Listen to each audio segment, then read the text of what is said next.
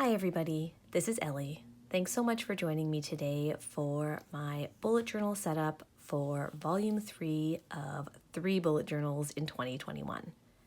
My first bullet journal was in a pocket size.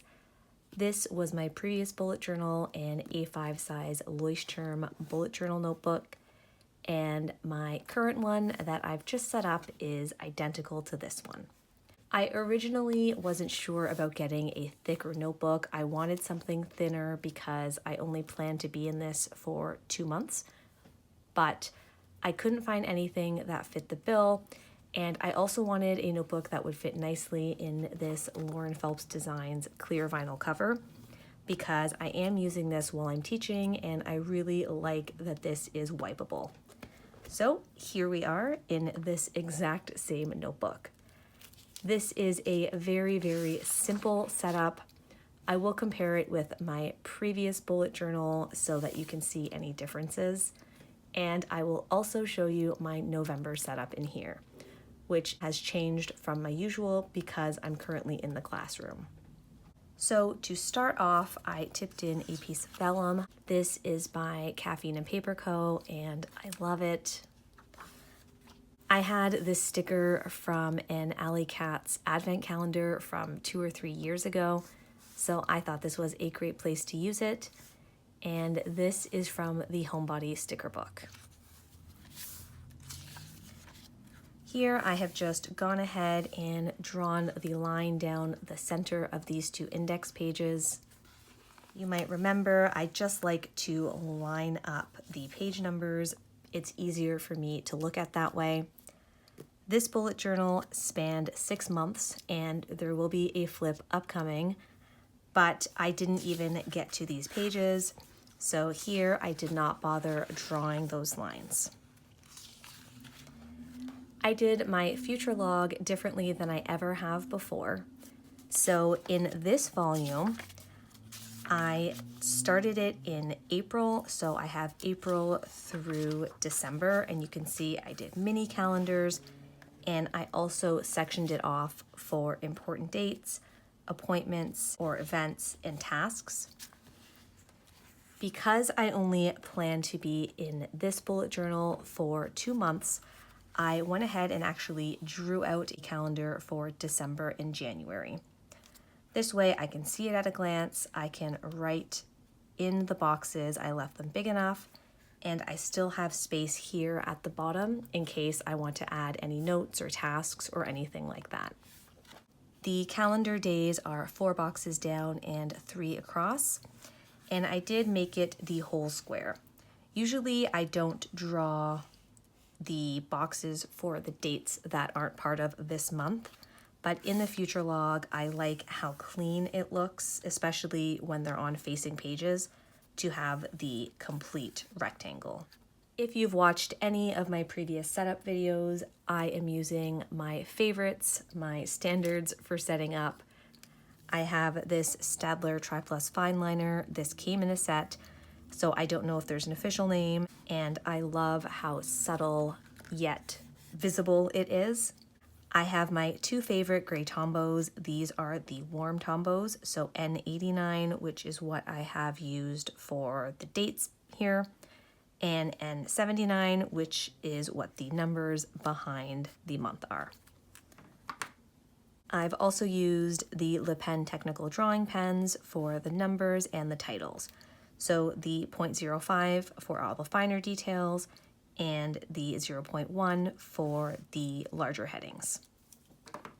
I have some birthdays put in already, an appointment I know that's coming up, and I use this little PlannerMonkeyCo icon for Christmas. I didn't put November in here because November is my first month in this notebook, so I already had to draw my big November calendar and that was enough.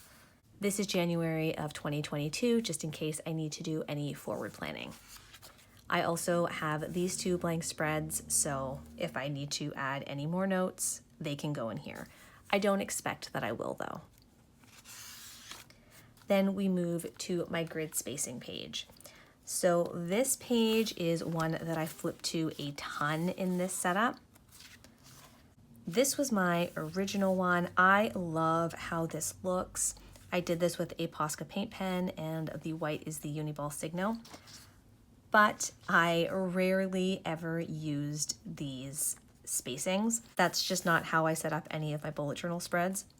So I didn't know that when I made this one, but now I do know that. So I've just done a very, very simple version where I count the spaces across, the spaces down. I divide it in half, both vertically and horizontally. And then I also allow for 2 lines to be my headers. And then I divide it halfway down the page should I have that header space. I hope that makes sense. It works for me. Really what I need are these numbers. I don't love how I did this title up here, but it serves its purpose. And the only other spread I included at the beginning of my bullet journal is this tracker spread. So let me go back and just show you what didn't make the cut to this current bullet journal. So I'm using the index the same way. I have a different version of a future log, but I do always like to have a future log in my bullet journals. This is my 2021 word of the year and my goals.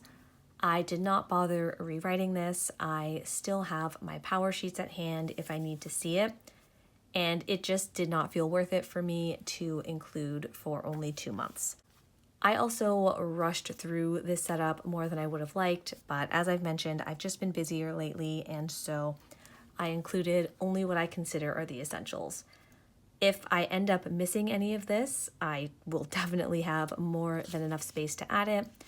But for now, I know where it is. It's in this volume. This volume will stay out until the end of the year on my desk, and so it will be easily accessible. Then I moved to my movement and meditation trackers. So these are the trackers that I put together for the rest of the year. I've been consistent with tracking, even though I haven't been consistent with the habits themselves, and that's totally fine. This is a reflection of my actual life, so I really wanted to try and keep up with it throughout the end of the year. With that in mind, I did not want to recopy out any of this data, and eventually I want to transfer November and December's data back into these spreads. So for movement, I have November and December. For meditation, again, November and December. And this one is for my cycle, which was a spread I added later in the bullet journal. It was the exact same format.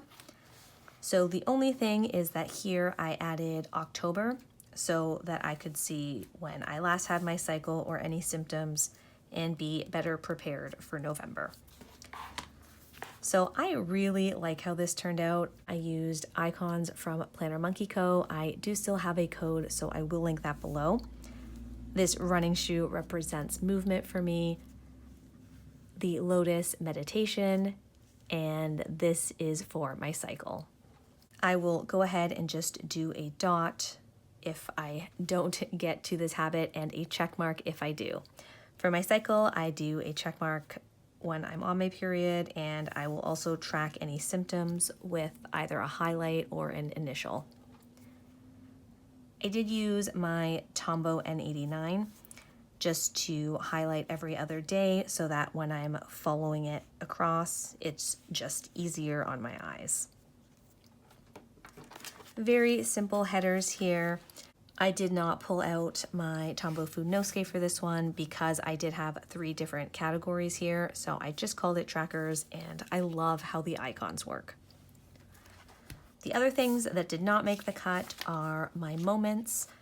I figure if I have any, I can put them in my dailies and transfer them here because I will want those all in one place. An intentional wish list. In 6 months, I added 2 things, so I did not consider this a priority. And then I have my grid spacing page, and this is a cheat sheet of, all the favorites that I mentioned. And because this is here, I do not need to write it again in this bullet journal, as long as I have this reference page. And then we move right into November setup. So I did pull out a bunch of washi tape to choose from this month. I've posted it on Instagram, but I found this tray in one of my teaching bins. I had gone thrifting at Value Village multiple times over the past few years looking for wooden and natural materials for the classrooms, and I had a bunch stored away. When I was looking for resources for my current position, I came across this and I thought it would be perfect for washi tape, and it turns out it is. Again, it's thrifted. I apologize. I have no idea where you would get anything like this or what it's called. But this is where I'm keeping the washi that I want to use this month and just some of my neutral favorites. And this part here just perfectly fits a Tombow marker. So yeah, this has been great. So I pulled out kind of some moody blues and purples and grays and went to work from that. This vellum is from Mrs. Brimble's Etsy shop. I'm almost 100% sure I used this for last November as well with the same Tombow color you'll see. I'm a creature of habit, what can I say?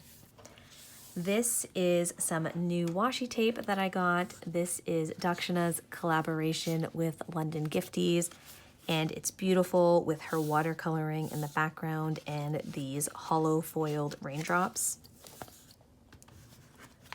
I stamped the month again, and I love the stickers on this page. I was given this for, I think, my birthday a year or two ago, and they're washi sticker flakes. This is the brand. I believe it was from Paper Plus Cloth, but I'm not 100% sure. So this was an autumn sheet. I pulled out this purple sweater as well as these mushrooms. And this Look for Beauty quote is from my Homebody sticker book. Then we move into my monthly. You can see I'm actually using the bookmarks for once. In my previous bullet journal, I cut those right out, but here they are. So this is the same as usual with the exception of my trackers. So for comparison, here is what September looked like. I have my PowerSheets that I do every month, although I will admit I have not gotten to November's yet. And I put in my daily habits, my weekly habits, and my monthly goals. I like to have them in here because I find them much easier to track. In October, for the second half of the month, I didn't track at all. So that was not a priority for me for November. I did leave the space blank in case I get to it, but at this point, I don't think that I will. And if that's the case, I might add some more washi or a quote, or just leave it like this. We will see. This is the same calendar format that I always do. I cut the page here so I could also see my monthly tasks. This is a washi tape from an Amazon set, and it's beautiful. I've paired it with this neutral from Note and Wish, and I really like how that looks together. This here is by Simply Gilded with some more of that Note and Wish washi tape. I've gone ahead with the Zig Cling Color Dot to put in the dates, and my Tombow of the month is number 553. I used this last November and it feels perfect for the moody and gloomy weather that we tend to get here in November. I have my mini calendar here and my November sticker by Virgo and Paper. I have my social media trackers, so Instagram ideas and YouTube video plans. I didn't use these much in October, but I wanted to leave myself the space here in case I did get back to it in November. And of course, my Calendex spread, one of my favorites. I was surprised by how little I got into my bullet journal when I got back into the classroom. It's a 6-week contract, so it's short, but it's also really, really busy. And I didn't find that my bullet journal was set up in a way that was efficient for me. So I really stopped to think about what I wanted to use for the next month of the contract. At this point, I have 3 weeks left. I'm halfway through. I had tried using the Hobonichi weeks, but it just also wasn't anything I was pulling out. So I brainstormed, figured I still wanted the bullet journal, and I will show you what I came up with. This is my personal calendar. I will use it like I always do for birthdays, appointments, and my content planning. I also decided to create a calendar for the classroom. I wanted to have an overview of what was going on in the classroom that week, what my lessons would be, and have an idea of what I needed to get ready, what I needed to adjust, and have that with me at all times. I've mentioned before, I do have a teacher binder where I have, letter-sized paper with templates and everything that I have there. But I do really want to have that information at hand when I'm planning the rest of my life. So I think you can kind of see through the pages, and I apologize for that. But the way that I set this up is that I made larger boxes, basically as large as I could fit. So these are 5 across and 7 down, with the exception of Saturday and Sunday, which are only 3 across. I considered leaving it out altogether, but it's easier for me to see the entire week, even if one space is very narrow. Then I left a space to the left of the calendar that says this week. So I'm going to put in, because I'm in kindergarten, we're doing a letter of the week, a sight word of the week. Sometimes we have more of a theme or a focus. So that information will go here. And then I've included a to-do list with my line to separate my signifiers from my writing that will pertain only to the classroom. So I do like this idea. I will say though that it is the end of this first week. It's Friday right now. I know that this is late. Thank you so much for bearing with me and watching anyways. And I haven't gotten in here, but I think I'll be able to this weekend, and we'll see how it goes. Again, since I've started bullet journaling, I haven't been back in the classroom in a contract position, so this is trial and error, and this is reality for me. This is how I try things out. I see if they work or if they don't, and I'm taking you guys along for the ride. After figuring out my monthly overview, I knew that I wanted to have a weekly overview. And I was also spending a lot of time thinking about how I could structure my daily or rapid logging in a way that would work best for my style. In general, my preference is to only go one day at a time. That way I can use as much or as little space as I need. But that was not working once I was in the classroom. I needed a little more structure. So what I've decided to do for that is 1 day per page, 1 week at a time for now. So let me show you what that ended up looking like. This is my weekly overview. I did a horizontal format. These boxes are 14 by 5, and you can see I just outlined it with my Tombow of the month. Again, I have another task list that will be week specific. So this might be a little bit more back and forth flipping than I generally prefer, but the plan is to be flipping, transferring everything over at the beginning of the week, and then checking this with my daily pages. And speaking of, this is how I decided to do my dailies. So if you're familiar with my style, this is very in line with it. I tried to take what I love and has been working for me and translate it to my current needs. So I did one column that is work specific and one column that I called home but is really personal. And I have the line for both. We've got the headers, and this is what I'm giving a try. I left space at the bottom here in case I do want to include washi or stickers.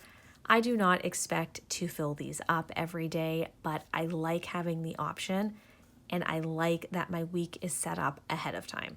So like I said, it is Friday right now, so sorry I didn't cover any of this up first, but I do have some specifics. This one comes all the way down here, so there are days where I think I will have more information and days where I will have less. I've been playing around with how I want to do the headers and everything. This feels a little bit messier maybe than I would normally prefer. I do tend to like a more minimal look, but at the same time, I wanted something big here so I could see where I was at a glance. And here, didn't get to it at all. And I wasn't sure how I wanted to do Saturday and Sunday, so for now, I've just tried it like this, one column for each, because I don't need any work-specific tasks that I need to worry about. I mean, I might have tasks that I want to do for work, but they will be embedded in what I want to get done that day. And then I have these pages here if I have any notes or collections that I need to include. I'm only doing it a week at a time right now because I'm not sure this is the best format. I don't know how it will work, if it'll be way too much space, or if I need anything different added.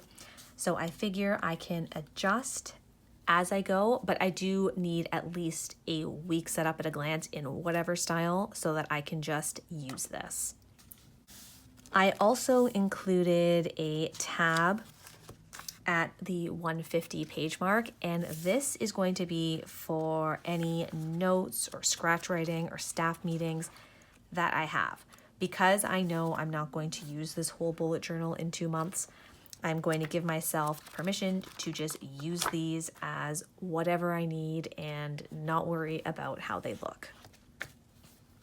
So with the bookmarks right now, I have one in the daily page, I have one in the weekly, and one in the monthly, in my personal monthly. Again, I will play around with that and see. I might end up cutting these out again and using tabs. I just have to see how I feel about it, if I actually use them or if it bothers me having these hanging out. Oh, another thing that has been bothering me is because I don't have my beautiful leather covers, I don't have a pen loop on this. So I did order some adhesive pen loops from Amazon. I just got them. I have never used any before. I know there's a Leuchtturm brand one, but I thought I might want more than one, and these were much more inexpensive. I think it was 10 for $10 or something. So what I would want to keep in here is the same as usual, a Tombow and a pen. So this is the Uni Jetstream I've been thinking of. Okay. And let's see how the Tombow fits. I'd be fine with both of those. I don't know how it would be to have two here, or maybe if I will make a pencil board and include that. But so a Tombow would probably go lower like that. Okay, that's fine. And I wonder if I stuck one. Oh, I did, of course, glue these 2 pages down. I'm wondering now if it would have been a nice idea to kind of stick one in there, in between those 2 pages. Probably not. I think in the end, I'll just see if I can stick it on the outside, maybe put a little vinyl on here, make it cute, and call it a day. So I think I might end up doing it like that. It's not fancy, but it is functional, and that's what I need right now. I might also see about putting a hole in here so that I can have an elastic cover. I would want a little, what are those called? The brads, the things that hold the elastics flat, like on a hair tie, so that a knot wouldn't cause too much damage in either the vinyl cover or an imprint in the notebook itself. But that's just an idea. I will play around. Yep, I will likely stick these on like this. They're totally fine. And once the notebook fluffs up a bit, if it does, they basically won't touch at all. So this is my last bullet journal of 2021, unless something drastically changes. I'm happy with how it came together. It felt a little bit rushed because it was a little bit rushed, but again, that's just a reflection of my life at this moment. I do like how intentional I was with planning what would go in here and how much I cut out any of the excess. I'm also looking forward to seeing how these different spreads work out for me. Trial and error is always one of the best parts of a bullet journal for me. So this is going to be a true test of that, and I look forward to it. Thank you guys so much for watching. Thank you for all of you who have been mentioning my name in your PlannerMonkeyCo orders. I really appreciate it. If you like this video, please feel free to like and subscribe. I'll probably be a little bit slow going and off schedule again for the next little while, but I will do my best. I love making these videos and chatting and interacting with you guys. Thank you again, and I'll see you next time.